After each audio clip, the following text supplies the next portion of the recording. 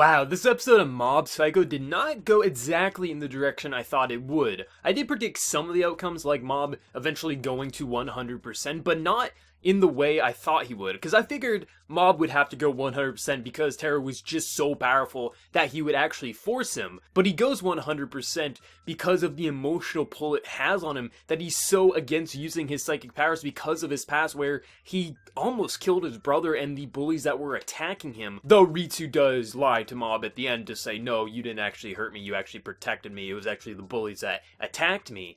But the reason he goes 100%, or a questionable percent, because it's a bunch of question marks and then a percentage when he is fighting Teru and loses control and obliterates the building, sends him flying, he actually reaches it because of his emotional struggles that he's going through, not because Teru was just so strong. In fact, Mob was able to take his beating and also stop most of his attacks without even trying, so it's actually impressive that he went to this extreme, not because he was so strong, but because he just hates himself for his powers and is trying to force Terror to accept that he actually is nothing without his psychic powers identical to him, and it breaks Terror. And I mean, his facial expressions, the way he was lit, everything was just so good. And when Mob cuts his hair off with the knives when he reflects it, that was hilarious, and just the reaction was priceless. Though I have to say, my favorite part of the entire episode was when Dimple got serious and turns into his true form, ready to take down Taro. And he just obliterates him with one strike, and Mob has these flashbacks. You see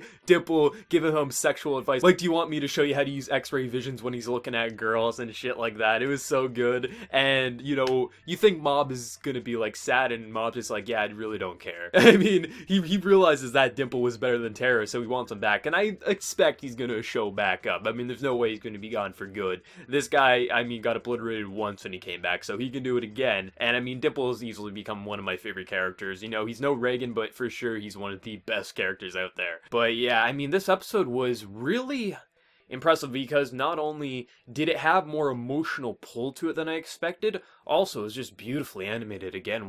I don't know if this was another episode animated by one guy like last week, but nonetheless, the backgrounds, the character movements, everything was just so well done and well polished. Seriously, Bones is just going all in, and I cannot thank him enough for this. Now, Ritsu is very interesting to me because he lies to Mob after seeing Mob, you know, question, am I a menace? Like, am I dangerous? Like, what did I do to you? And you see him at the end, he looks menacing, like, this is not my brother, and he's scared, but also it feels like he has this, like, lust to kill him in a lot of ways, or at least the side that isn't his brother. So I'm questioning, is Ritsu actually going to become a villain for Mob, and will that push Mob to go to 100% again? Because if that happens, that's going to be a wicked turn of events, and definitely would break Mob emotionally, because we already saw what happened to Mob when he loses control of his emotions, so it's going to be interesting nonetheless to see what happens there. But seriously, this episode of Mob Psycho 100 just keeps delivering, and though I can predict some of where it goes, it always twists what I think, because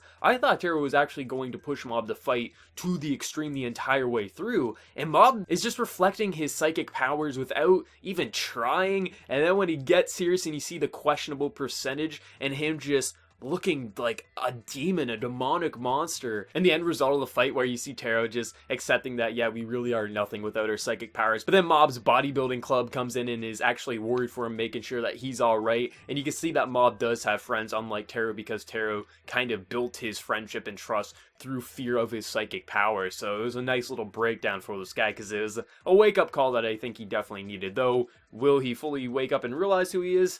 Really, only time will tell, but it was freaking awesome to say the least. But once again, Mob Psycho 100 delivers. I am not letting up on my enjoyment. It just keeps delivering week after week, but I'm interested to hear what everyone thinks. Did you see this going in this direction? Like, did you think, you know, Taro was even going to push him? Because I know a few people last week were in agreement that, yeah, you know, Mob's going to have to really, you know, push himself in this fight to actually win, but it turned out that Mob could have just easily whooped his ass if he wasn't scared of his psychic powers because of his traumatic past. But I'm interested to hear what everyone thought of the episode overall, so let me know in the comments below. Don't forget to hit that like button to show your support, and subscribe if you're new to my channel. So until next time, everyone, please take care and have a good one.